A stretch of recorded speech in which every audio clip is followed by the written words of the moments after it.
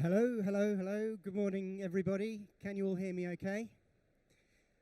First of all, apologies to those of you who turned up at 10 o'clock, and thank you for getting here so early for this talk. It got moved back half an hour, so thank you for coming back, if those of you who have come back. My name's Gerry Sherwood. Let me start with the introductions. I'm the Head of Client Success for a company called Gleanin, and we are a community marketing platform for the events industry. So that's why I'm here to talk to you today. We actually supply our software to the organisers of this event, and my customer is here in the room. Give everyone a wave, Rakeem. Thanks very much for inviting me along today to talk to you. I'll try to talk more broadly, obviously, because not all of you are going to be in the event sector, but any who are, feel free to come and talk to me afterwards. What do we mean, first of all, by community marketing? Well, in my opinion, community marketing enables brands, companies, and organizations to empower their communities to spread the word about their products, their services, and their solutions.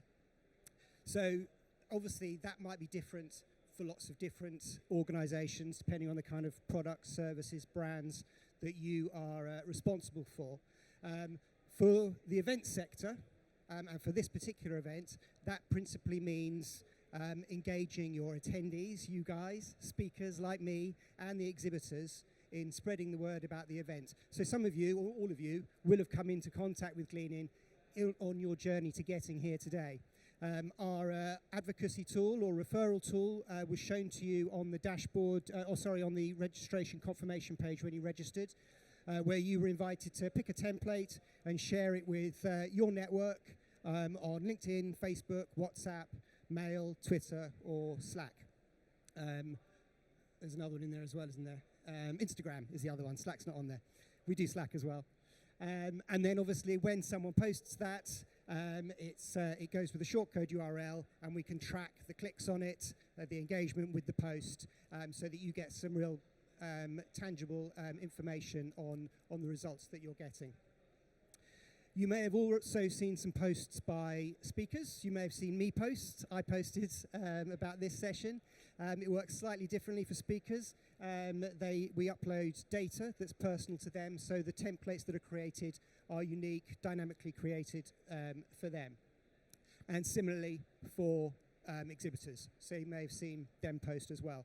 So that's how community marketing looks for us in the events space. As I say, I'm going to try and talk more broadly about what it might mean in general terms. First of all, the two obvious questions: why would you want your community to promote your brand, product, company, service? And equally importantly, why on earth would they want to do it for you? So that's really the challenge, and that's what we are trying to help our customers to do. Well, in terms of the why you should be interested in doing it, we all know that the world has changed. We're more online now than we ever were before. Event marketers are now, I'm sure digital is the main preoccupation for you over all of the other channels that are available to you. And with digital comes challenges and also lots of opportunities. And community marketing is one of those opportunities. We know that the challenge is that noise pollution is at an all-time high. You don't need me to tell you about your social feeds. They are full of stuff from people you know, people you like, people you follow, and increasingly it's full of stuff from brands. People are paying to get into your feed. You're probably putting some of that stuff into other people's feeds. And a lot of that brand content gets ignored. And that's because, again, you don't need me to tell you this, we now live in a trust economy. We do things based on what our friends are doing, what our peers are doing, what the people that we respect are doing. And so you tend to listen to those people. You do things because they're doing those things. And so trust now more than ever means everything in marketing. So those cutting through that noise are practicing community marketing. They're using the power of those communities to leverage that trust. Trust is the important thing that your event community can deliver to your customers, your prospects, in a way that it's harder for you to do with the kind of things that you do more traditionally. So in the old world, only you would promote your brand. Your social content gets ignored. It's paid advertising. People aren't going onto social media to look at adverts. They're going on there to look at what their friends are doing, what their peers are doing. It's obviously costing you a lot of money as well. And so you're constrained by the technology. It's a struggle. In the new world of community marketing, your stakeholders are promoting your brand for you, and that's much more powerful than you doing it yourself. Your social content engages because it's not you telling people to come to this event or to buy this product or service. It's people's friends, their colleagues, their peers, their community. And that means social can become your most lucrative channel, because actually it's a lot cheaper to get other people to do the promotion for you than for you to pay for you to do it yourself. And in that way, you then become empowered by the technology. And ultimately, you sell more, and that's what we're all here to do. So that's the why you should be doing it, and I'm sure lots of you are already. The other big challenge, obviously, is why would your event or your community want to do it? Sorry, I said event community then. Whatever your community is. Well, there's lots of ways to get them doing more for you. So I'll go through all of these in a bit more detail, but obviously tapping into their motivations, making it personal and authentic, incentivizing, personalizing, make it easy. There's lots of things that you can be doing. So when we talk about motivations, what do we mean by that? Well, it's going to be unique to you. It's going to depend on which market you're in, what kind of customers you've got. But you need to give your stakeholders messages that tap into and reflect their motivations for wanting to support your brand. Now, in the events industry, which is the industry that our platform supports, it's things like these here, all of the reasons that you've come here today, to meet up with friends and colleagues, old ones, new ones. It's learning and personal development, which hopefully this is helping with a little bit. Making new contacts, discovering the latest products and innovations. And it might be new features. If there's high-profile speakers here, the organisers could give you a template to share with your network, saying, really looking forward to seeing whoever it is speak at Technology for Marketing. So you need to be thinking about that in your sector. What are the motivations for your community to engage with your brand that they're going to want to tell their friends about why they're engaging? Make it personal and authentic. And I think that this is a trap that we all fall into as marketeers, the use of marketing speak. The biggest, the best, the boldest, the brightest. And that's not what your community is saying about your brand. Sorry to break it to you. So you need to use your customer's voice. You need to make it about them and not about you. And as part of that as well, thinking about the best call to action. What's going to make people take the next step? Buy now is an incredibly off-putting call to action for a lot of people. So it might be learn more. Find out more, discover, whatever it might be. Again, it's going to be unique to you, but those are the kind of things to be thinking about. Incentivize. We're kind of getting into referral marketing, linked to community marketing here, but it's something that you can do with your community. You can incentivize them. You can do prize draws. You can do money back. So some of our customers do prize draws for people who refer the event amongst the attendee group. They do money back for exhibitors. So every time an exhibitor gets a click or a share or a conversion for this event, they could get £1 off their stand next year. Again, these are the ways that you can do it in the event space, but there's probably ways that you can do it in your space as well. And make it fun if you can as well. Think about league tables, gamification, who's doing the best, who's spreading the word. Try and make it fun for people to get involved with. And again, trying to make it not about you, trying to make it about the broader community that you're in. So you could think about incentives such as donations to industry charities for every referral that's made. Some of our customers plant a tree for every 5 or 10 referrals. Whatever works for your budget is the kind of thing that you could be doing. You just need to think about what's going to work best for your audience demographic. And I mean, I think a really obvious one is that if you've got a more senior audience, a donation to an industry charity is going to be much more appealing to them than a £20 Amazon gift voucher. Personalize it. Again, you know, that's something that's going to make them want to engage in it more. Give them something unique to them. That's what we tried to do with our speaker tool that you saw at the beginning, where we put the speaker's face on it, their job title, their company name, the title of their session. they're much more likely to share it if you're giving something that's unique to them. And very importantly, let them know, because they won't see that you've given them something personal until they're engaged. So your communication with them is very important in letting them know that you've made something personal for them.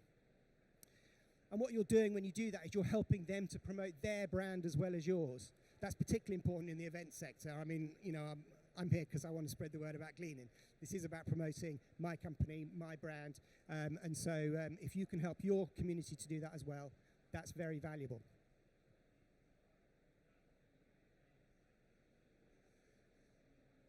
And as well as all of those things, you need to make it as easy as possible. And this kind of gets into the tech area, and it's one of the things that we're very proud to be able to say about our product, and it's something that we encourage our customers to tell their customers that when you use our product, Lean In, there are no logins, there's no passwords, there's no downloads, there's no API, we don't take any data from people. There's absolutely zero hassle.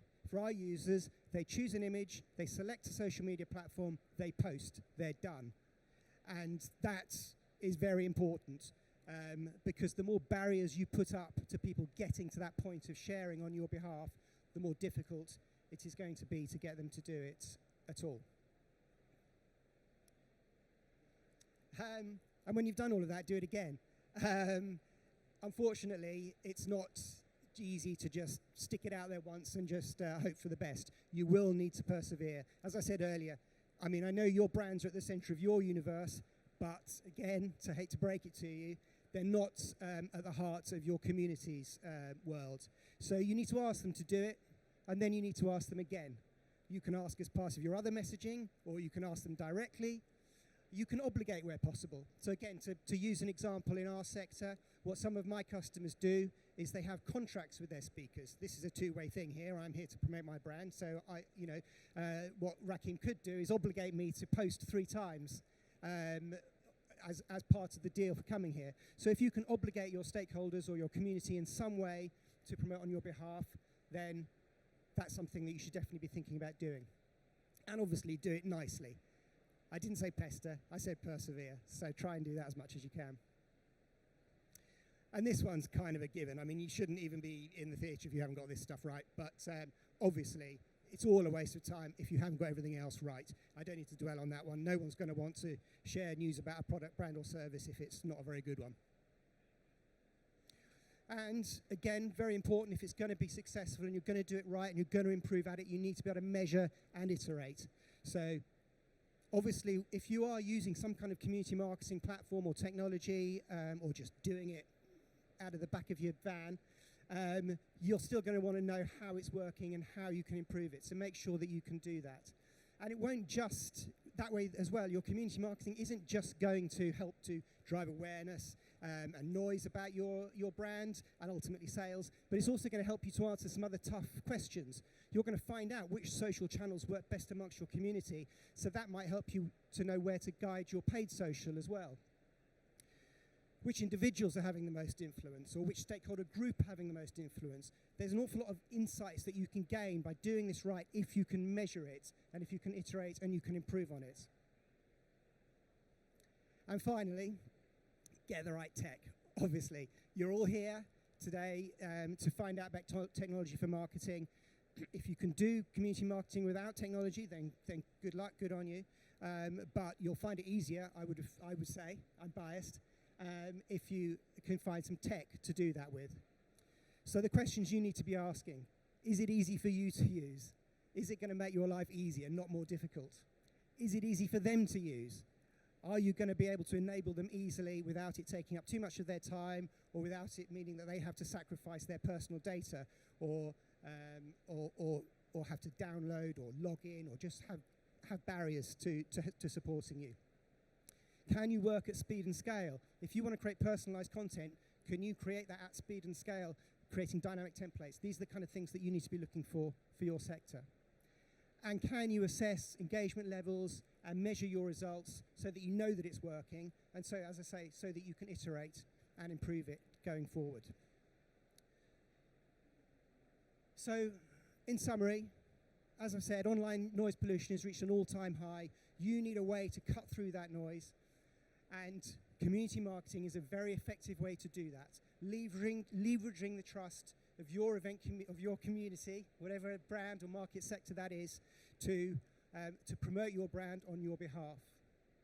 And to be successful at it, you need to make it easy, you need to make it fun, and you need to make it worthwhile and about them and not you. So I hope that's been useful. That's all I have to say today. If anyone has any questions, I'm very happy to answer them now, or you can come and see me afterwards. Any questions? No? All right. Well, thank you very much, everybody. Enjoy the rest of your time here today. Feel free to come and talk to me afterwards if you're too shy to speak in public. Thanks very much.